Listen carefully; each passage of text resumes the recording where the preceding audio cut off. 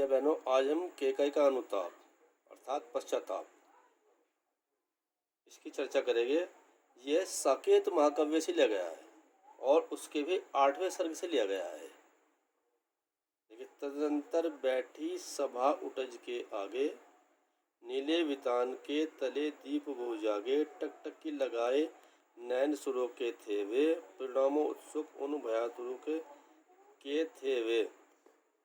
उत्फुल करौंदी कुंज वायु रह रहकर, करती थी सबको पुलक पूर्ण महक महकर। वह चंद्रलोक था कहाँ, चांदनी वैसी, प्रभु बोले गिरा गंभीर निर्णय जैसी। तो पहले मैं थोड़ा आपको प्रसंग बता देना चाहता हूँ इसमें कि इनकी माता केकई ने राजा दशरथ से 2 वरदान मांगे थे, जिसमें पहला वरदान था कि राम को 14 वर्ष का वनवास और दूसरा था भरत को राजगद्दी। और जब जब जो है लक्ष्मण जी के साथ राम और सीता वन में चले गए, तब जो है भरत जी अपने ननिहाल से लौट के आते हैं और उन्हें सारी घटना का पता चलता है। तब उन्हें अपने पिताजी की मृत्यु का समाचार और राम, सीता और लक्ष्मण के वन गमन का पता चला। साथ यही पता चलता है कि यह सब उनकी माता के कारण ही हुआ है। तो उनकी व्याकुलता की सीमा न रही। वे किंकरते विमूढ़ हो गए और निराश होकर नदी में डूबने के लिए तत्पर हो जाते हैं। गुरु वशिष्ठ ने उन्हें समझाया और वे मान गए। अंत में यह निर्णय हुआ कि प्रातःकाल रामचंद्र जी को लौटा लाने के लिए चला जाए।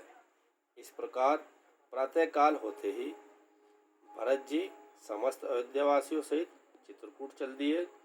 यहाँ राम और भरत मिलन हुआ। संध्या को श्री राम की पर्ण कुटीर, पत्तों की जो कुटिया बनाई थी, उसके सामने विचार विमर्श होता है और वहीं पे एक सभा का आयोजन किया गया।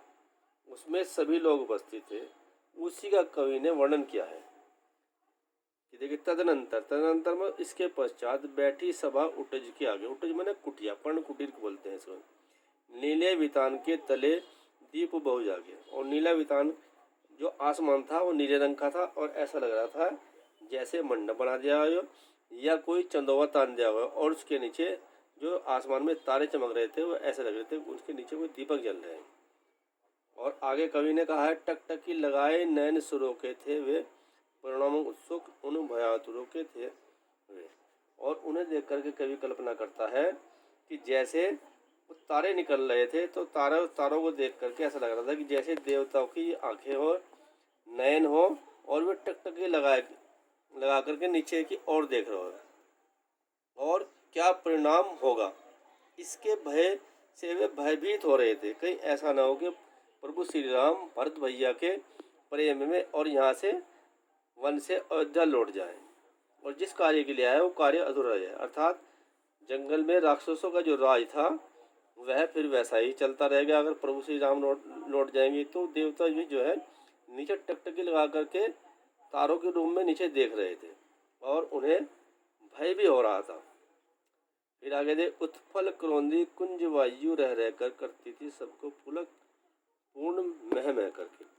जो करौंदी के फूल खिल रहे थे, वहाँ करौंदी जो है फूलों से लदी हुई थी और जो वृक्षों से छन छन करके वहाँ पर जो है सुगंध आ रही थी। करौंदी बहुत ही सुगंधित हो रही थी, महक वो गंध चारों ओर फेंक रही थी, वातावरण को पुलकायमान कर रही थी।